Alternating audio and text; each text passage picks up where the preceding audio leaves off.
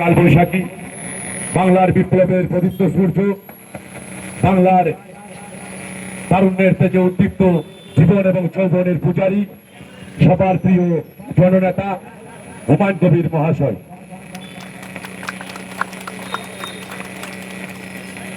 আজকে টেক্সটাইল মোড় বহরমপুর জনতা উন্নয়ন পার্টির পক্ষ থেকে আমরা মুর্শিদাবাদ জেলার শাসক এর কাছে আমাদের জেলার 11,08,000 মানুষের নাম বিচারাধীন অবস্থায় রেখে দেওয়া হয়েছে।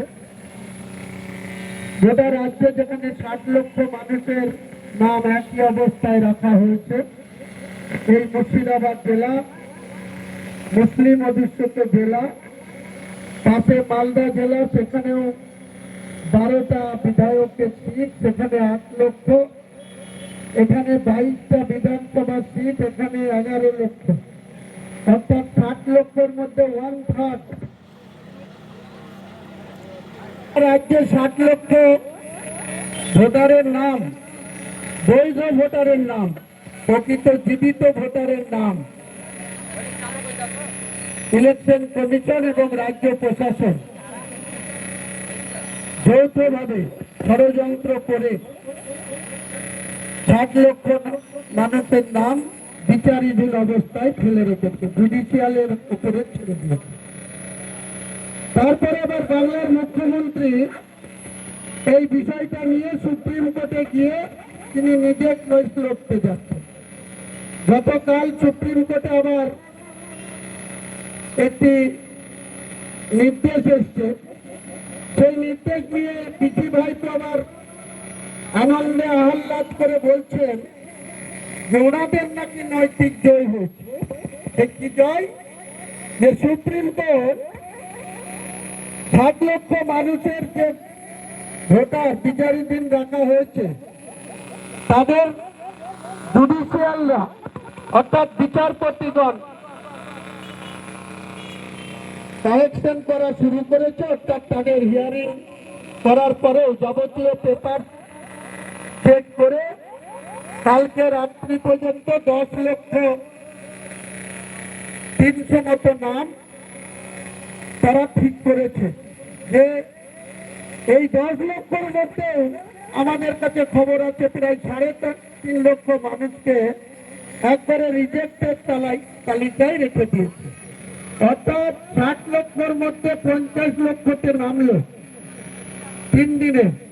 তাও আবার বাইরের স্টেট থেকে 200 বিচারপতি এলে, ঝাড়খণ্ড বিহার থেকে 200 বিচারপতিকে দিয়ে এবং বাংলার বিচারপতিদের যে সংখ্যা আছে তাদের দিয়ে প্রায় 10 লক্ষ নাম, যেটা সাপ্লিমেন্টারিতে অর্থাৎ মূল ভোটার লিস্টে যেমন একটা এফআইআর হলে তার ফাইনাল চার্জশিট হওয়ার পরেও প্রভিশন থাকে সাপ্লিমেন্টারি চার্জশিট দেওয়া, তেমনি ইলেকশন কমিশন বৈধ ভোটারের নাম বাদ রেখে,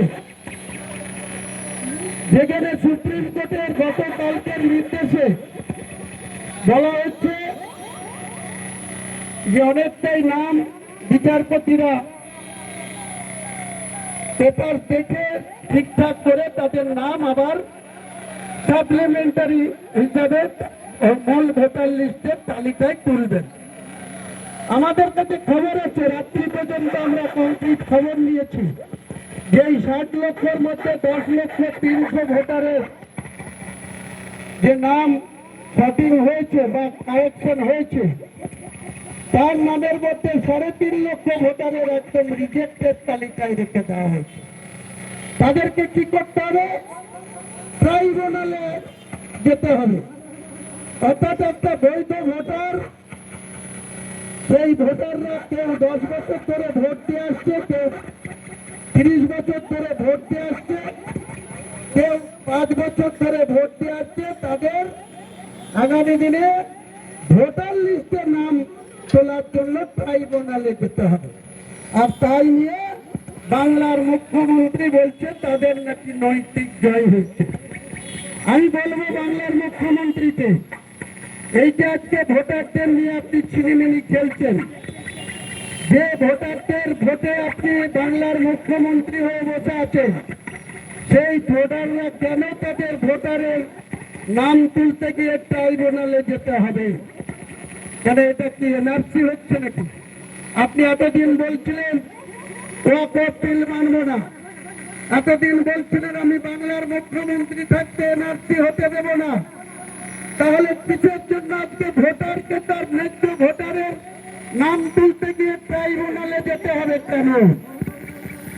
কোনো মতেই এই ট্রাইব্যুনালে যেতে আমরা দেব না। মুর্শিদাবাদ জেলায় আমরা যতক্ষণ আছি 11 লক্ষ মানুষের মধ্যে তলায় তলায় আপনি বিজেপির সঙ্গে ইলেকশন কমিশনের সঙ্গে উপরে ঝগড়া দেখাচ্ছেন, আর তলায় তলায় আন্ডারস্ট্যান্ডিং করছেন।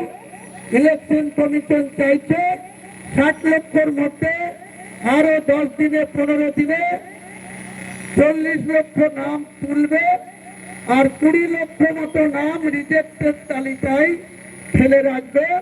সেই 20 লক্ষ মানুষকে তাদের বৈধ অধিকার ভোটার লিস্টে নাম তুলতে গিয়ে ট্রাইব্যুনাল কোর্টে যেতে হবে।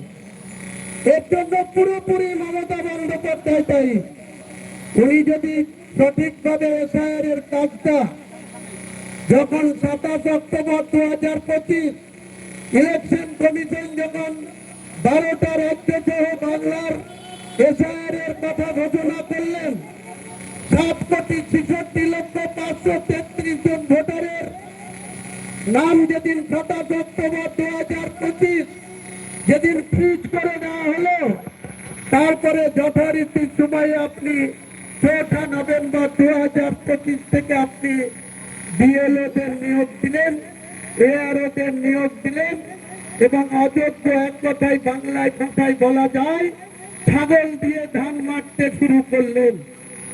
যে আইসিডিএস এর কর্মী যাকে 9,000 টাকা বেতন দেওয়া হয়, সেই আইসিডিএস এর কর্মীরা কোনো কম্পিউটারের কাজ জানে না। আপনার অনেক প্রাইমারি স্কুলের শিক্ষক যারা 30 বছর ধরে 25 বছর ধরে চাকরি করছে, তারাও আজকের দিনে একটা মোবাইল চালাতে জানে না, হ্যান্ডসেট চালাতে জানে না, শুধু ফোন ধরে আর ছাড়ে। তাদের দায়িত্ব দিলেন আপনি অ্যাপ লোড করতে, তাদের দায়িত্ব দিলেন অ্যামনিশন ফর্ম রিসিভ করে নিয়ে ছাগল দিয়ে আপনি ধান মারলেন। তাই দেখা গেল যখন ড্রাফটিং লিস্ট টাঙানো থাকলো 1 মাস ধরে, তখন 7,66,533 ভোটারের মধ্যে 58,20,000 নাম বাদ দিয়েছিল। সেই বাদটা কেন দিয়েছিল? কেউ ডেথ কেস 5 বছর 7 বছর ধরে প্রত্যেক নভেম্বর থেকে জানুয়ারি পর্যন্ত যে ভোটার লিস্টের সংশোধনের কাজ হয়, আপনার ফাঁকিবাজ কর্মীরা, ইলেকশন কর্মীরা, রাজ্য সরকারের কর্মীরা সেই সব ডেথ কেসগুলা যারা মৃত ভোটার তাদের নাম বাদ দেয়নি। তাই দেখা গেল এসআইআর করতে গিয়ে যখন খসড়া তালিকা টাঙানো হলো, 7,66,533 মধ্যে 58,20,000 কারো ডবল নেম, কারো ডেথ কেস বাদ গেল। তাহলে প্রায় 7,09,00,000 নাম খসড়া তালিকায় ছিল, ড্রাফটিং লিস্টে ছিল। সেখান থেকে আবার 1,36,00,000 মানুষকে হিয়ারিং এর জন্য নোটিশ ডাকা হলো। সেই হিয়ারিং এর জন্য যাদের নোটিশ ডাকা হলো, সেই নোটিশের মধ্যে দেখা গেল যে হিয়ারিং এ যারা গেল তাদেরও অনেকের নাম এই 60 লক্ষের মধ্যে রেখে দেওয়া হলো। আবার যারা অ্যাবসেন্ট থাকলো, অথচ তাদের পুরো ডকুমেন্টস ওকে আছে, সবকিছু ঠিকঠাক আছে, তাদেরও নাম এইভাবে তাদের আননেসেসারি হয়রানি করা হচ্ছে। প্ল্যান করে মমতা বন্দ্যোপাধ্যায় এইসব ভোটারদের নাম ভোটার তালিকার বাইরে।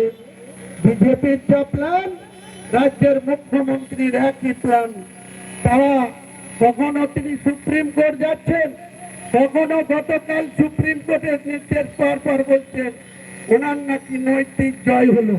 কাজেই একটা ভোটার তার ভোটার লিস্টে নাম তুলতে গিয়ে বৈধ ভোটার কোন সময় তার নামের স্পেলিং ভুল থাকলে 7 নম্বরে ফর্ম ফিল আপ করে সংশোধন ট্রান্সফার করা যায়, 6 নম্বর ফিল আপ করে ডাইরেক্ট তার নাম তোলা যায়। তাহলে আজকে বাংলায় ভারতবর্ষের এনআরসির নামে আজকে এসআইআর হচ্ছে, এসআইআর এর নামে আজকে ভেতরে ভেতরে এনআরসি ইলেকশন কমিশনকে ব্যবহার করে বাংলার মুখ্যমন্ত্রী সেই চক্রান্তে আপনি লিপ্ত আছেন। তাই এই মুর্শিদাবাদ জেলায় যেখানে 90 লক্ষ মানুষের বাস, যেখানে প্রায় 62 লক্ষ ভোটার, 22টা বিধানসভা, 3টে লোকসভায়, সেখানে প্রায় 11 লক্ষ মানুষ, 11 লক্ষ মানুষকে সেখানে